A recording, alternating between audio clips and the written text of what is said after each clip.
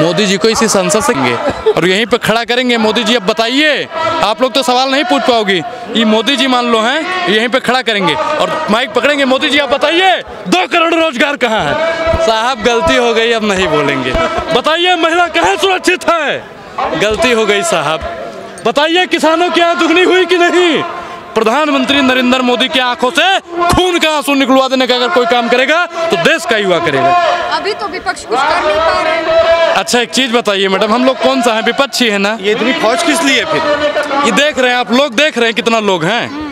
ये इतना लोग हैं कि प्रधानमंत्री नरेंद्र मोदी की जहाँ जहाँ तक आवाज जाती है तहाँ तहाँ तक के लोगों को खींच लाने का सामर्थ्य है। सवाल विपक्ष पर उठ रहा है कि अगर सत्ता मजबूत हो गई है तो कारण विपक्ष है, क्योंकि विपक्ष कमजोर हो गया है। विपक्ष मजबूत होता तो सत्ता बेलगाम न होती। मैडम एक चीज बताऊं, मजबूत मोदी जी हैं जो गोबर को च्यवनप्राश समझ के खाते हैं, और आप जैसे पत्रकार हैं। सत्ता मजबूत हो रही है क्योंकि विपक्ष कमजोर हो गया है। देखो जब सड़कें सूनी हो जाएं तो संसद हमारा हो जाता है। तो सड़कें सूनी है ना? कहाँ सूनी है भाई? इतना लोग दिख रहा है, आपको नहीं दिख रहा है भैया? इतना लोग दिख रहा है, सड़कें सूनी है, लेकिन संसद हमारा हो गया। सच्चाई है कि भारतीय मीडिया से जो हम लोग अपेक्षा करते हैं और देश की जनता जो चौथे स्तंभ से अपेक्षा करती है, आप लोग अगर हमारे चेहरे के साथ साथ ये जन समुदाय जन सागर भी दिखाने का प्रयास एक बार कर दें तो पक्का है नरेंद्र मोदी जी के तोते कैसे गायब होते हैं आप देखिएगा। आप मेरे को जन समुदाय की बड़ा मंडन कर रहे हैं। आपको लगता है 141 सांसद सस्पेंड हुए हैं, उस मुकाबले आप भीड़ लाए हैं यहाँ पर, उस मुकाबले है यहाँ पर भीड़। कांग्रेस का एक सिपाही जब आपने देखा 141 सांसदों के बदले ये भीड़ आपको ज्यादा लगती है। मैं आपको बता रहा हूँ संसद भवन में 300 से ऊपर सांसद मौजूद थे और 300 सांसद जब मौजूद थे तो उस समय हुआ क्या कि पूरे भाजपाई तितर बितर होने लगे, यहाँ वहाँ भागने लगे। एकमात्र राहुल गांधी था जो सीना ठोक के वहाँ पे खड़ा था।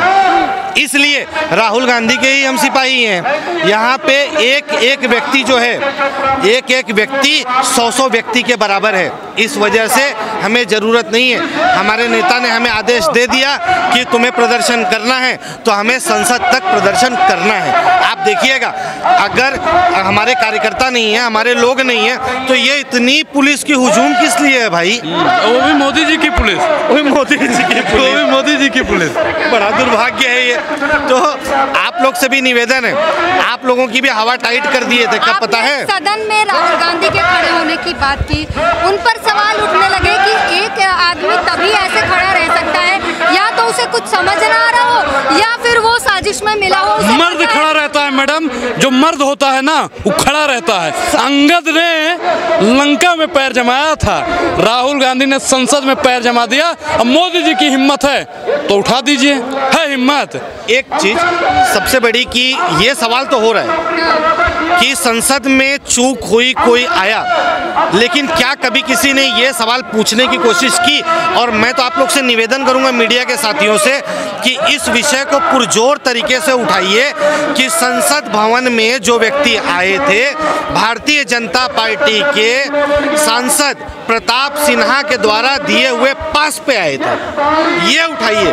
मोदी जी को इतनी तिलमिलाहट इसलिए है कि भारतीय जनता पार्टी का कच्चा चिट्ठा देश के सामने आ गया और राहुल गांधी ने निडरता से निष्पक्ष रूप से ये मुद्दे को उठाया है। इसके पहले ये पहला प्रयास थोड़ी है, इसके पहले भी उन्होंने किया था, इसके पहले भी उनका तो निलंबन करके उनको घर द्वार सब कुछ खाली करा दिया था। लेकिन बाद में क्या हुआ? भारत का संविधान है ना, वो हमको अधिकार देता है। भारत के संवैधानिक प्रणाली ने राहुल गांधी जी को सुप्रीम कोर्ट के माध्यम से राहत देते हुए फिर से संसद भवन में लाने का काम किया और हम तो आज भगवान से हाथ जोड़ के शुक्रगुजार उनका करते हैं, धन्यवाद करते हैं कि अगर हमारे राहुल गांधी जैसा निडर व्यक्ति संसद भवन में सीना ताने नहीं खड़ा रहा होता तो न जाने संसद का अब क्या मंजर रहा होता। राहुल गांधी उन युवाओं का 56 इंच आप नापने गए थे, 56 इंच आप नापने गए थे, हमारा भी नाप लीजिए। आप लोग की यही कहानी है। प्रधानमंत्री की गरिमा गिराने का काम आदरणीय नरेंद्र मोदी जी करते हैं। निश्चित तौर पे चुने हुए देश के वो प्रधानमंत्री हैं। आज आपके पास बहुमत है, जनमत है, हम उसका सम्मान कर रहे हैं। रोकेगा कौन? रोकेगा कौन? मोदी जी की पुलिस है भैया। मैं फिर कहता हूँ कि हम लोगों को जब पुलिस उठाता है तो भाजपा का पुलिस होता ही बता रहा है। पुलिस जो होती है देश की पुलिस होती है। पुलिस जो होती है भैया हम लोगों की पुलिस है। मोदी जी की कौन सी पुलिस आ गई है? मैं फिर कहता हूँ कि अगर मेरी जान को कुछ होता है तो जिम्मेदार उसकी मोदी की पुलिस है, जैसा इस पत्रकार ने बताया है। अगर मेरा पैर टूटता है तो उसको सुनिए मैडम, मेरा अगर पैर टूटता है तो उसका जिम्मेदार भाजपा का पुलिस है। मैं अपने देश के पुलिस पर, अपने देश की सेना पर उंगली नहीं कर रहा हूं, लेकिन इसमें मोदी का पुलिस आया हुआ है, मुझे इसलिए दिक्कत है। मैं दे रहा हूं धमकी। धमकी तो ही दे रहे कह रहे मोदी का पुलिस आया हुआ है। मोदी का पुलिस भाई कौन सा है? सुनिए, आप आइए, सुनिए, आप मेरे साथ आइए, मैं प्रशासन के पास आपको लेकर चलूंगा और आप पूछिए उनसे और आप वो बताएंगे कि वो भाजपा के पुलिस है या देश की पुलिस है। नहीं, सरकार तो मोदी सरकार है ना, भाजपा नहीं, भाजपा की सरकार है तो मोदी का पुलिस हो गया, भाजपा की सरकार हो गई। ये क्या मिश्रण? ये पुलिस कब पे रहती है, कहाँ रहती है? जब महिलाओं को सड़कों पे घसीटा जाता है, पत्रकारों पे हमले किए जाते हैं, महिलाओं का बलात्कार किया जाता है, तो मोदी की पुलिस कहाँ रहती है? कहाँ चली जाती है? आरएसएस कार्यालय में पढ़ने के लिए, आरएसएस कार्यालय में पढ़ने के लिए जाती है, तब डंडा सिखाते हैं आरएसएस कार्यालय में। कहाँ पढ़ती है भाई मोदी जी की पुलिस?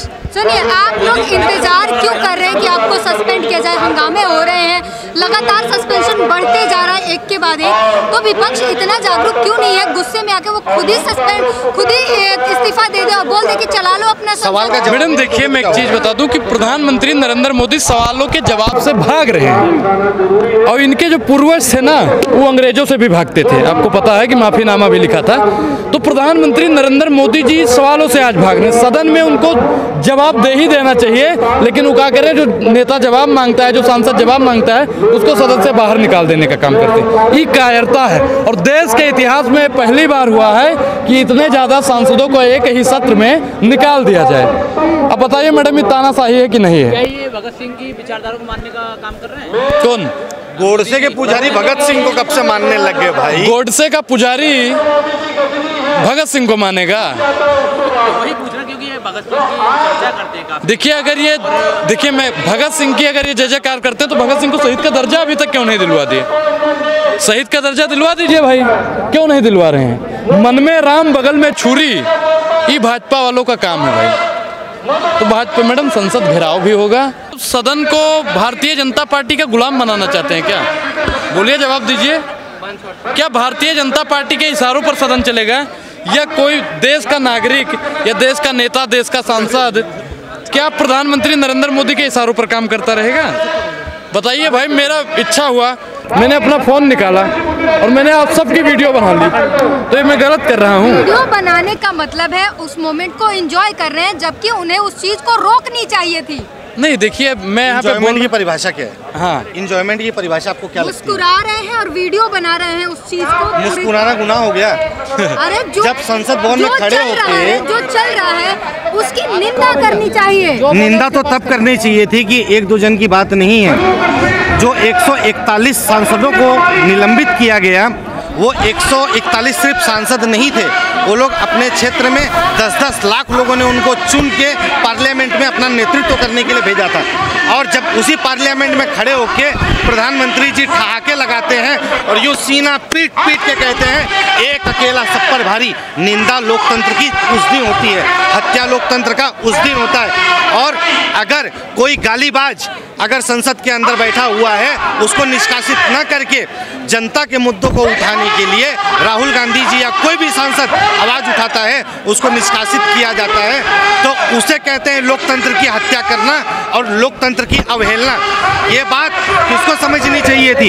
ये बात लोकसभा के स्पीकर को समझनी चाहिए थी। ये बात उपराष्ट्रपति जी को समझनी चाहिए थी। उपराष्ट्रपति जी को जो कहते हैं मैं एक जाट हूँ, मैं किसान का बेटा हूँ, वेस्ट बंगाल में राज्यपाल रहते हुए जो कारनामे उन्होंने दिखाए हैं, जो कारनामे दिखाए हैं, ये पूरे देश ने देखा था। जो उन्होंने वेस्ट बंगाल में किया, वो काम आज संसद भवन में बैठ के राज्यसभा में कर रहे हैं। तो संसद की गरिमा को तार तार करने का काम राज्यसभा के स्पीकर, लोकसभा के स्पीकर और देश के चुने हुए मानिंदा प्रधानमंत्री जी कर रहे हैं। जिस वजह से अब ये स्थिति आ गई है कि ये सब सामान्य हो गया है। सवाल ये नहीं है कि उन्होंने क्या किया, सवाल ये है कि जिसे पीएम पद का चेहरा माना जा रहा था, राहुल गांधी, जो आइडियल है तमाम लोगों के, युवाओं के आइडियल माने जाते हैं, वो नेता अगर सभापति की मिमिक्री की जा रही है बुरी तरीके से, उसको उन्हें निंदा करनी चाहिए। तो वो मुस्कुरा रहे हैं और एंजॉयमेंट में वीडियो बना रहे हैं। ये आप लोग को गलत लगता है? आपके सामने अगर कुछ गलत होगा आप रोकेंगे या मजा लेंगे?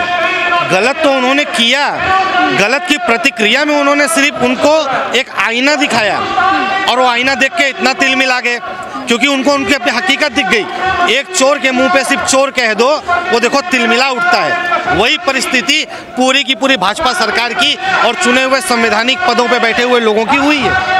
धनखड़ जी ने कहा कि मैं किसान का बेटा हूं, मैं जाट समुदाय से आता हूं। उन्होंने सिर्फ मेरा अपमान नहीं किया, उन्होंने जाट समुदाय का अपमान किया। यही रोना सचिन पायलट के गुज्जर समाज को लेके प्रधानमंत्री जी राजस्थान में रो रहे थे। कौन से गुज्जर समाज को उन्होंने सम्मान देने का काम किया? कुछ नहीं किया उन्होंने। तो भाजपा के ही नेता थे ना बृजभूषण शरण सिंह, जिनके ऊपर कार्रवाई करने की जगह पे आप जैसी महिलाओं का, आप जैसे पत्रकारों को घसीटने का, और आप लोग जब इंटरव्यू लेने के लिए जा रहे थे तो शीशा बंद करके, दरवाजा बंद करके माइक तोड़ने का काम किसी और ने नहीं, भाजपा के सांसद बृजभूषण शरण सिंह ने ही किया था।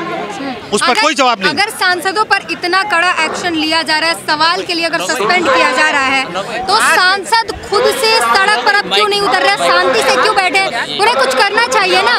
क्योंकि वो जानते हैं कि हमारी भारतीय राष्ट्रीय कांग्रेस पार्टी ने अपना एक विंग बनाया है जिसका नाम है भारतीय युवा कांग्रेस। हम युवाओं में इतनी, हमारे खून में इतनी उबाल है कि पहले तो ट्रेलर हम दे रहे हैं, 22 तारीख को पिक्चर आपको सांसद भी देंगे। सांसद यहाँ पर एक भी नहीं आए हैं जो सस्पेंड हुए हैं। आपने शायद देखा ही नहीं, राज्यसभा के 2 सांसद सामने बैठे हुए हैं, नासिर हुसैन जी और हमारी जेबी माथुर जी। एक युवा के हैं और एक वरिष्ठ कांग्रेस के हैं। सब आए हैं यहाँ पे और 22 तारीख को पिक्चर देखने को मिलेगा। अभी एक बार जरा बैरिकेडिंग देख लीजिएगा और ये मोदी जी की सेना देख लीजिएगा और युवाओं का जोश देखिएगा किस तरह से बैरिकेड खटखट खटखट टूटता है और हम संसद की तरफ आगे बढ़ते हैं। क्या पुलिस आपको जाने देगी संसद तक? कौन रोकेगा भाई?